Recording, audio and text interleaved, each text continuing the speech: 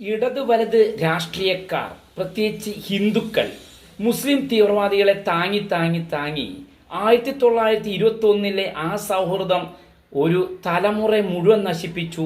എന്നിട്ടും പഠിക്കാത്ത ആളുകളാണ് ഹിന്ദുക്കളിലെ ജന്തുക്കളായ കമ്മ്യൂണിസ്റ്റ് കോൺഗ്രസ് ഹിന്ദുക്കൾ. അവര് ചിന്തിക്കണം, നല്ല ആളുകളുമായി കൂട്ടുകൂടുക, വർഗീയതയില്ലാത്ത, വിഷം തുപ്പാത്ത, അതുപോലെ തന്നെ തീവ്രവാദ സ്വഭാവമില്ലാത്ത മുസ്ലിം സമുദായത്തെയാണ് നമ്മൾക്ക് ആവശ്യം.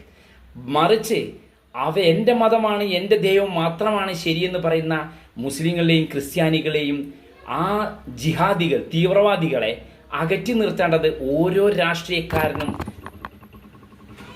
അനിവാര്യമാണ്. ഇല്ലെങ്കിൽ തലമുറയെക്കുറിച്ച് ഓർക്കാതെയാണ് ഈ കമ്മ്യൂണിസ്റ്റ് കോൺഗ്രസ് ഹിന്ദുക്കൾ ഇങ്ങനെ പാദസേവ ചെയ്യുന്നത് മുസ്ലിം തീവ്രവാദികളുടെ.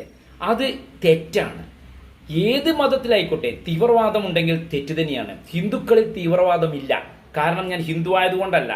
അങ്ങനെ തീവ്രവാദികളാണെങ്കിൽ ഈ രാജ്യം മുഴുവൻ, ലോകം മുഴുവൻ പിടിച്ചെടുക്കാൻ ഈ ഭാരതത്തിലെ ഹിന്ദുക്കൾക്ക് അന്നേ ആവുമായിരുന്നു, 5000 വർഷങ്ങൾക്ക് മുമ്പ്.